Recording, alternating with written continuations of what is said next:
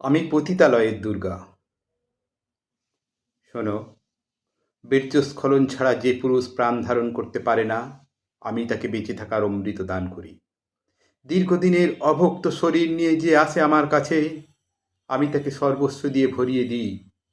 যে ছেলেটি দিনের পর দিন প্রেমে প্রত্যাঘাত হয়ে যার বেকারত্ব গ্রাস করে নেয় যৌবন, আমি তাকে সবুজ শ্বাস দিই।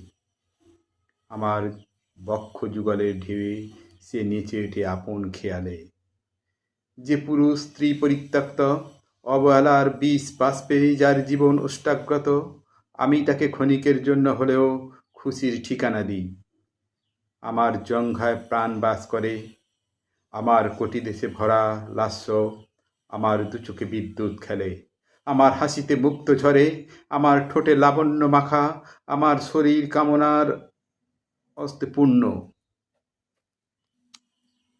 সেই অস্ত্রে সেই অস্ত্রে আমি মিটিয়ে দিই যন্ত্রণা। বিনিময়ে বিনিময়ে বিনিময়ে ওরা আমায় দেয় চারাগাছ লালন পালনের দায়িত্ব। আমি মা হওয়ার আগে ওদের কাছ থেকে বীজ পাই। আবার মা হয়ে গেলে ওরা আমার দুমুঠো ভাত দেয়। ওদের কামড়ানো মোচড়ানো অঙ্গগুলো প্রতিদিন আমার মাতৃত্বের কাছে নৈবেদ্য করে সাজায়। অথচ আমার মাতৃত্ব দেবী হয়ে ওঠে না। ওরা আমাকে মায়ের কোল থেকে টেনে এনে এখানে বসায়, বেদিতে বসিয়ে আমার সতীত্বকে বলি দেয়। আমার বাসস্থানের মাটি নিয়ে তৈরি করে দেবী মূর্তি। তারপর মূর্তি তৈরি হলেই আমি নাকি অপবিত্র হই। আমার স্পর্শে পূজা পণ্ড হতে পারে। অবহেলায় আমার গণ্ডূষ বেয়ে অঝরে বৃষ্টি নামে, লবণাক্ত জল প্রশ্ন ছড়ায়।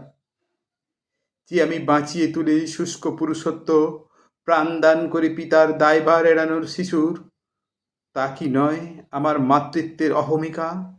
আমি মা, আমি সাহসিনী একক মা। তবে কেন, কেন আমার স্পর্শে এত ঘৃণা?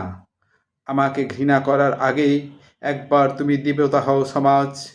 তোমার দেয়া অস্ত্রে ঝংকার তুলে পৃথিবীতে প্রতিষ্ঠা করব আমার ঘোষণা।